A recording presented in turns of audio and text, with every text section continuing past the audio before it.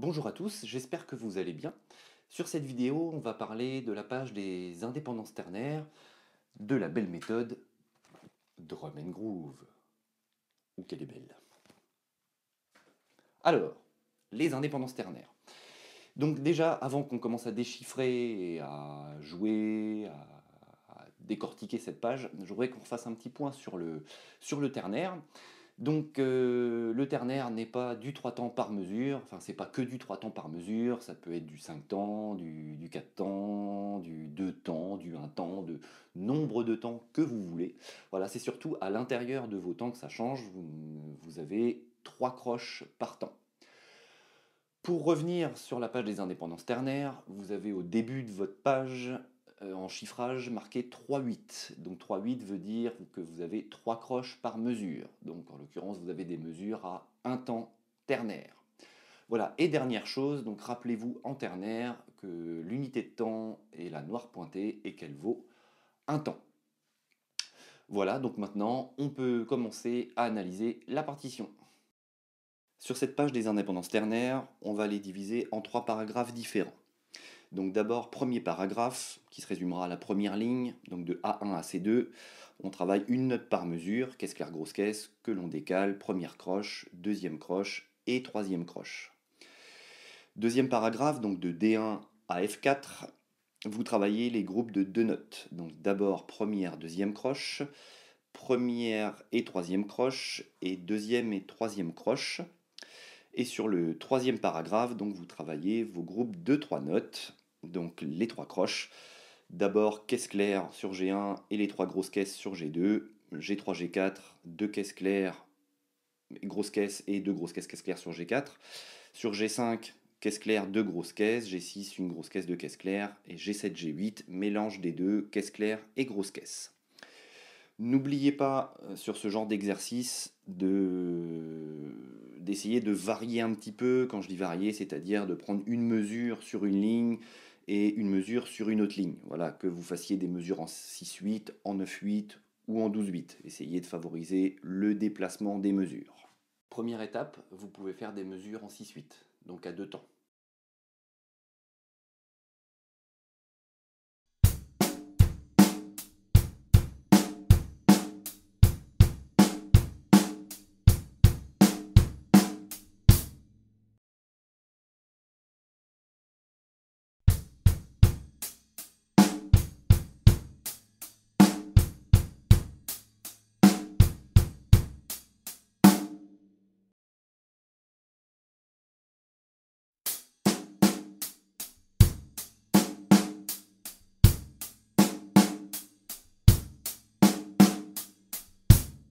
Deuxième étape, vous pouvez faire des mesures à 9-8 à 3 temps.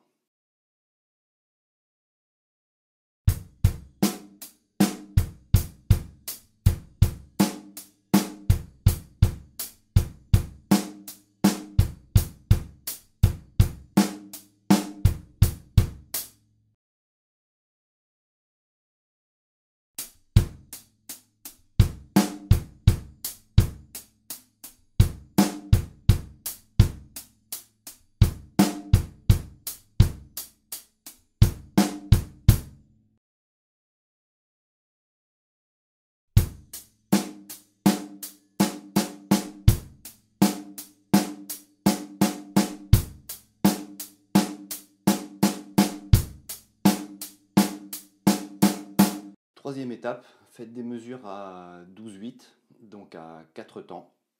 Donc sachant que ces mesures-là, en 12-8, ce sont des mesures qui sont fréquemment utilisées, donc dans la variété pop, rock, pas mal de styles différents.